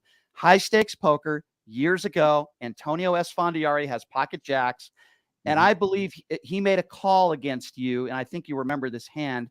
And you even admitted moments afterwards that, I think I gave up too much information because you kind of were talking to him in the middle of the hand. I would imagine that hasn't happened too often in your career. It happens a lot with a lot of other players. And that, do you agree with me that happened in that situation, but probably not a lot in your career? So that's interesting. This is the thing. When you talk, when you're in hands, you play by the sword, you die by the sword sometimes. It happened again at the U.S. Poker Open. I had this guy, Martin Zamani. I made a big bet on the river and I was bluffing. He took about 2 minutes and looked at me and said, "You got to give me something." I said, "What do you have? Like ace queen?" Which I could not beat, right? It was aces and queens. I couldn't beat it. And he looked at me and said, "Historically, when you tell people what they have, that means you can't beat it. I call." I'm like, oh no. He watches way too much TV, right? So that's the thing, is like anytime I've sort of said or did things, people can pick up on those patterns. And he's definitely right about that. There's lots of videos out there of me saying to a guy, "You got aces or kings, don't you?" "I can't beat it." Right? So now I'm going to have to use that, in a different way. Generally, with the advice you give to novice amateurs or even professionals, generally is you probably shouldn't say anything. You should just be there as a statue and be consistent. I know there are some situations where if you have a monster hand and you're trying to get somebody to call, you might say something to try to induce them to call. I get that. But for the most part, Daniel, what advice would you give to people? Just shut up and just sit there? Well, it depends on this, right? Do you want to get engaged in the psychological warfare against the top pros? If so, go for it. Give it a try. Put it on. Try it on. But if you're not interested in that and you don't think you have an advantage, then just don't say anything, right? Just, try to focus on a poker stance, stare at a card. When I was young and I first started in my early 20s, what I would do is when I bet and the guy was thinking, I would look at the middle card on the flop, let's say it was the 6 of clubs, and I would just stare at the card, and not move and just look at the card. So whatever it is for you that works, try it. But again, understand that if you go down that road, you open up a lot more leveling wars and difficulty in terms of like figuring out the best ways to approach it. Right, Daniel. So your whole entire life is poker. You are, again, real kid poker. Do you ever get burnt out playing poker? What do you do to get away from poker? Well, see, that's the good news about the life that I lead is like I play hard. U.S. Poker Open was 2 weeks. And now what? For 2 months, I'll be working out every day, playing some golf, watching the hockey games, doing that. I'm not going to play any poker. I'm going to study a little bit here and there to get sharp. But I always take breaks. But when I do go, and then once May 30th starts, 7 weeks every day, 12 to 14 hours, and I'd be vlogging it on my YouTube channel each day, like a sort of a mini TV show. Okay, shameless plug. Yeah. Will anybody be accusing you of attacking women if you throw anything against a wall or something if you lose in a bad beat? Will Justin be doing that? Who knows? But it's funny. My favorite tweet I've ever made was just the other day. And Justin Bonmo tweeted, and it was pretty obvious he was targeting me with a tweet where he said something like, "There is not one single human being who is plus EV in tough super high roller bowls. It's not 2005. You can't be loosey-goosey chatting at the table." I said, okay. So what I did was I just posted a picture of me with the super high roller bowl ring on the cover of the magazine going, "Here, eat some of that." But that's it. The mic drop moment, I love it. Like when you sit next to a player like that, who clearly you have some personal issues with, and understandably so, how do you not let that affect your play? Obviously, you're the utmost professional, and that goes to anybody. If you don't personally like somebody, you can't let it affect the way you play. How do you control that? Well, I just ignore them, but I want to say this because this is for a lot of people in poker. So Alex Foxen was like he's a great poker player, one of the best. He was very prominently skeptical of, the vaccine. And he was, whatever you want to call him, an anti-vax or whatever you want to say, right? Right. And he received a lot of flack throughout. A lot of the stuff he said ended up being true or whatever the case may be. But he sat with some people that have said some horrifying things about him. Like he doesn't belong in society because he's not vaxxed. This is even after we already knew that it doesn't stop transmission. Right. And it was really horrible. But watching him, he's a big man already. He's like 6'4", 260 pounds. Watch him converse with these people at the table, respectfully and civilly. He's the bigger man in more ways than one. Like they literally just said he shouldn't exist in society, which is that's absurd. I mean, we can all disagree on things and have respectful conversations, even though I would probably disagree with him on his stance on vaccines. But it doesn't mean you'd be surprised that, like, again, I don't agree with him on a lot of what he said, but a lot of the stuff he said at the time we know it's been a couple of years, ended up being accurate and being true. Right. So you have to, and he did, and you have to look at his motivation, right? For a lot of the people, it actually, him and others made me had a more soft spot for that sort of whole debate, in that like those people were doing what they thought was in there was right? So when you have two groups of people on one side or the other, and they both are really genuinely doing what they think is best for humanity, you can disagree, but you should be civil and respectful. And so like, well, why do you think that? And he would always, back up his points with reasonings and things like that. And again, I don't agree with him on a lot of the stuff he said, but some of the stuff ended up being correct. Yes. All right. So, Daniel, let me just try to move the topic along here, because I want to know, you were talking about how your life is poker, but you try to maintain the human life that you have and you do all these fun things. Let me know, though, how do you prepare for the World Series of Poker? That's a lot at stake. Well, yeah. So I literally tweeted out my plan, which is working. I like to get in shape before the World Series. So for me, being in shape is 155 pounds, because when the World Series of Poker starts, I'm going to put on 10 pounds of fat. Like it just is. Because when it's 2 a.m, I don't want a broccoli salad. I want chocolate covered nachos with popcorn and everything, right? Listen, I agree. Same. Yeah. So it's just, and it's a thing. There's studies that show that when you're highly stressed and not sleeping a lot, you crave sugars and carbs and you eat more often. So I just embrace it and I give my body what it needs. So it's important for me to get in shape there. Mentally, I'm doing a lot of sort of mindfulness work. And I have a plan of, like I said, studying the game tape, like at least 1 to 2 hours a day, and try to see what I can pick up. But I'm so excited. It's like less than 2 months away, and I wish it was tomorrow. I can't wait. Yeah, well, you've been like that. You've been playing pretty well lately, that's for sure. If you're just joining us, Real Kid Poker himself, Danny Negreanu, talking a little bit of some poker, World Series of Poker, so on. Let's switch topics now, because one of my favorite people, not just to talk poker about, of course, but to talk NHL hockey, is Real Kid Poker, Danny Negreanu. Yeah. Let's talk about VGK. Daniel, I think you and I agreed midway through the season that it didn't look very good. It looked kind of bleak for the Vegas Golden Knights, and we didn't know where they would be at right now, but we didn't probably think they were going to be at in winning their division. And I know you tweeted that out, and you gave them the accolades that they deserve. What do you make of what the VGK and what Cassidy has been able to accomplish and where they're at right now? All fake news. I said from day one that they were going to win the division. At the All-Star break, I said with the 4-string goalie, no Mark Stone, they're going to win the division, the whole conference, the whole deal. No, obviously, it shocked me. I mean, like, why wouldn't it, right? When you think about where the team was at the All-Star break, they were reeling going into it. Mark Stone out for the season. You're playing with your 4th-string goalie, right? Lehner out for the year. LT out, Aiden Hill out. Now you're depending on Boisson. You pick up Quick, who's been the worst goalie the last 5 years. So obviously it looked really, really bleak. But I will say this. The players showed a lot of heart, and they really clearly have bought into what Bruce Cassidy's selling, right? So every coach has a shelf life, in terms of how long, people buy into his stuff. And right now the team clearly is buying into his stuff. And I love Gerard Gallant. He was my, favorite coach on the team, but I really think Bruce is like maybe the best tactician we've ever had. Like his system works. Like he's making Boisson, people like, how great is he? I'm like, guys, we could put Shapiro in net there. And he's like an 885, 890. Like the thing is they're really protecting the front of the net. It leads to some different sort of, issues that could be a problem in the playoffs. But overall, they're not leaving their goalies, hanging out to dry. I personally believe that if all due respect to DeBoer, that if he was coaching the players that he had throughout this year, I'm not even sure they make the playoffs. And I agree with you. I think Cassidy has done a phenomenal job.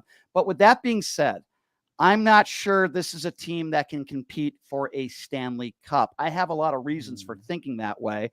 I'm not saying they can't win a few rounds, but what are your thoughts? And do you think this team can seriously compete for a Stanley Cup? Well, there's a couple issues. Number one, I don't think a Stanley Cup has ever been won by a team who's starting its 4th stringer, and playing all the game, maybe 1 or 2 here and there, but to be the guy, like for a play, the playoffs where goalies become even more important. I find that difficult. And here's the issue. In order to protect the goalie, you sacrifice one thing, which is you sacrifice scoring, right? If you're more defensively sound and you're focused on that, now it becomes more difficult to score. You're not going to have as many transition chances. You're not going to, and in the playoffs, you don't anyway, because the game's more of a lockdown game. So my concern is the same concern that's been the case for Vegas for the last 3-4 years, which is all of a sudden in the playoffs, they can't score, right? So that would be my biggest concern. Do I think that they've defied, listen, at the All-Star break, I said they were doomed, right? But I still don't think that with the 4th-string goalie, you can compete. I do think a good idea, though, is it looks like Mark Stone is going to be back. Yeah. I personally, and I'm not even kidding here, I would start him out on the fourth line. I know that sounds crazy, but the team is playing really well and gelling really well with the top three lines right now. Yeah. He can give a real boost to that and have some great mismatches. And obviously, once he gets into game shape, 3, 4, 5 games in, maybe you move him up the lineup. But no reason to sort of mess with what they got. The Barbashev, Stevenson, Kessel line has been great. You know, they've been doing what they need to as a third, and they're fitting in pieces here and there. So I think you don't want to put Stone in a prominent role because you don't know what you're going to get. He played in the playoffs against Montreal. I think it was in the bubble, and just wasn't himself. And you could see it. You know, he wasn't there. So I would give him time. I don't think that's crazy at all. I mean, why would you mesh with what's working so well lately? And I think I agree with you. I think you put Mark Stone on the fourth line, see what you get out of him. And, you know, by that second, third, maybe even fourth game, when you think he's back, then maybe you can switch things up a little bit. But I couldn't agree with you more on that one. I have to ask you this, since we're talking about goalies. I know Robin Leonard has always been a fan of yours, and I know you guys are friends. I have no idea when the last time was you guys talked, but is there any update on him and what he's been doing? Last I heard, you know, he's obviously rehabbing, recouping. There's obviously no chance he's going to be playing in these playoffs, but you know, he seems optimistic that he'll be able to come back next year. And obviously, it's a tough road ahead, right? The amount of surgeries that he had, his age, you know, it's going to be difficult. But I would say that, like, for the team, like, if he can get back to where he was, that elevates his team in a big way, because Robin Lehner in the Bruce Cassidy system is probably the ideal goalie, right? Big, takes up a lot of space, doesn't move around a lot, has a great glove, you know, and is exactly what Cassidy wants. Very predictable in that sense. So that would bode well for them next season if he can do that. But again, he's got an uphill climb, you know, and who knows the way they go. We have like 18 goalies now, so I don't know what's going to happen with that. We do have quite a few. I have to ask you this. If it's Game 7 of the Stanley Cup Finals and it's at home, let's just say, and it's the Vegas Golden Knights, would you rather go to that game and miss day one of the main event where you can't get into any other day and it has to be day one and it's either you show up or you can't play in the main event? Which decision do you make there? Well, the decision I make is I bring an iPad to the table and I play the damn tournament and I'll watch the game. You know, I'll watch the game regardless. What if it was the Toronto Maple Leafs? Would your answer still be the same? The main event is like, I'm never going to miss that. I mean, if the birth of my child happens on that day, right? My wife's going to have to understand, like, babe, I get done at around midnight. Stadium. Take lots of video, you know. Would your wife seems like a very cool lady. What do you think she would say to you if that was the case? Would she understand? This is the greatest thing about having Amanda as my wife. She fully understands poker and fully understands that for me to be happy, I need to be playing and competing at the highest level. She knows we don't need to be doing this for financial reasons. She knows that I love it, and she supports me fully. Like, she always puts me first. Like, even crazy things like this. It's like, I got to play a tournament the next day. It's 1:30 in the morning. She's feeling sick, like really sick. She's got something going on. She says, I have to go to the hospital. I'm like, okay, I'll take you. She's like, no, I'll drive myself. I'm like, you have to play tomorrow. I'm like, she's a real team player. And she won't let me drive her. She literally Jim right there. Yeah, exactly. She wouldn't let me drive her. I did the man thing. I was like, no, babe, I don't take no for an answer. I'm going to take you, da-da-da. No, she didn't want me to. I absolutely love that. Are you doing the same thing in the World Series of Poker this year as you've done in years past, or letting people buy a piece of you? Are you doing that? I will be releasing a package on pokerstake.com, which will be available to people in this country and other places. And we'll do it at no markup. For those that don't understand what that means, is you're in on the same bet I am.